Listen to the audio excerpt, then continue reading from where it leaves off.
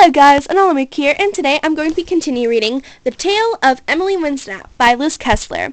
So please subscribe if you enjoy awesome random content, and you also love video games and theories and me singing and reading and basically doing whatever I want and being a goofball. Please smash the like button because you are awesome, and I don't know what I'm saying anymore, so I'll just start reading because I don't know. Anyways, thankfully, Millie arrived a minute later, and Mom and Mr. Beeston could leave. I won't be late, darling, Mom said, kissing my cheek, then wiping it with her thumb. There's meatloaf in the oven. Help yourselves. Hi, Emily. Millie looked at me intensely for a moment. She always does that. You're feeling anxious and confused, she said, with alarming accuracy for once. I can see it in your aura. Then she swept her black Mystic Millie cape over her shoulder and put the kettle on the stove. I waved goodbye as Mom and Mr. Beeston headed down the pier. At the end of it, Mr. Beeston turned left to walk around the bay back to his lighthouse. The street lamps lining the promenade were already on, pale yellow spots against an orangey-pink sky. Mom turned right and headed towards the bookshop. I watched until they were out of sight before joining Millie on the sofa. We had our dinner plates on our knees and laughed together at the weatherman when he flubbed his lines. Then her favorite true crime show started, and she shushed me and went all serious. I had an hour. I cleared the plates, then rooted through the pen jar, got a sheet of Mom's fanciest purple writing paper from the living room cupboard, and shut myself in my cabin. This is what I wrote. Dear Mrs. Partington, please can you let Emily skip swimming lessons? We have been to the doctor, and he says she has a bad allergy and must not go near water at all, ever.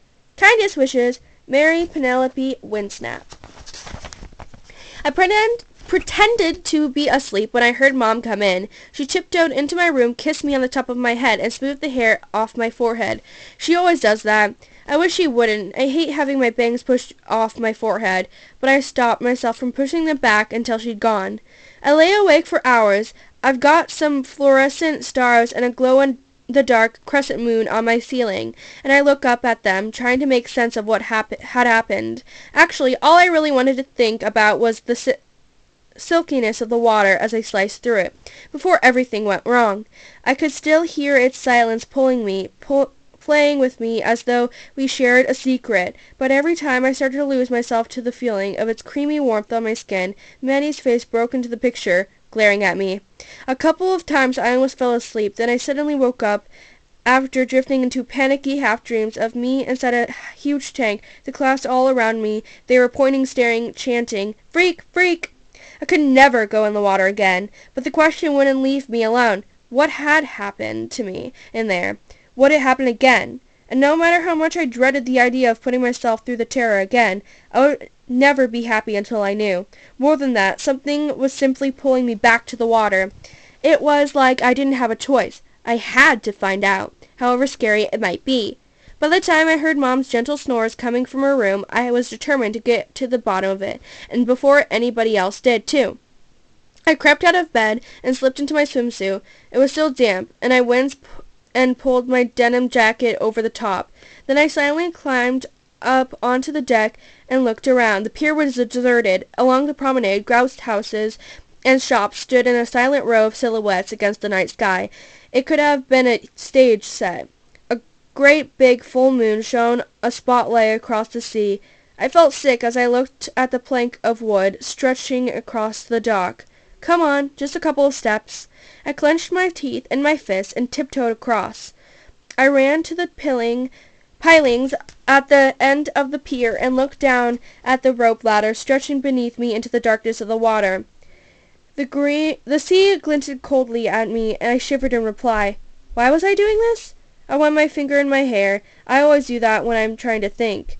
If I don't feel like pacing, and then I pushed the question and the doubts and Manny's staring face out of my mind.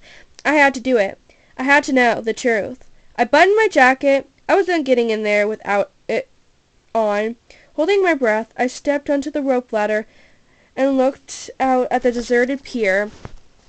One more time, because I'm pretty sure those are the next two words, but I can't seem to freaking... There you go. One last time, almost. I could hear the gentle chatter of hylards clicking against masts as I carefully made my way down into the darkness. It's halyards, not halyards. I don't know what I'm saying anymore. The last step of the rope ladder was still quite a distance from the water because the tide was out. It's now or never, I said to myself.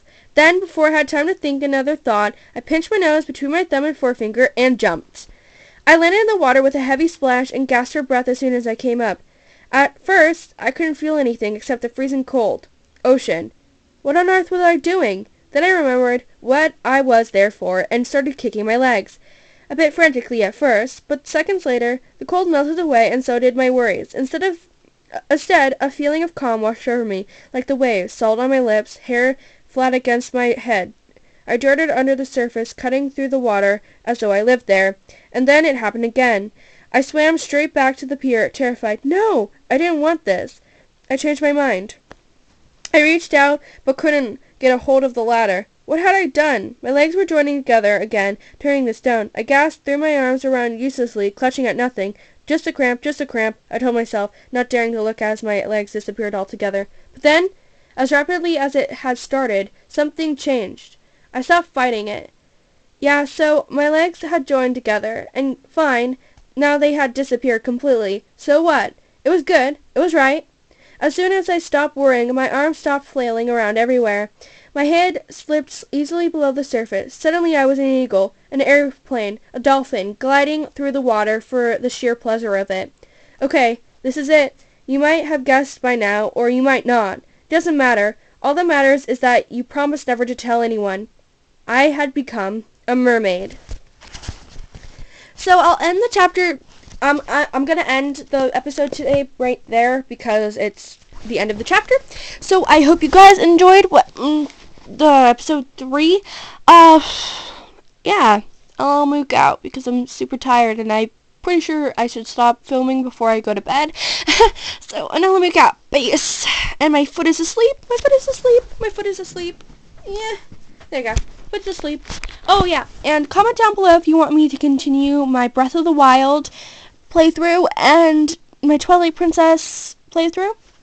Also, comment down below if you have any ideas for books you want me to read or video games you want me to play. And remember, I only have Nintendo games, and so, yeah. Also, I have a lot of 3DS games, but I don't know how to record it.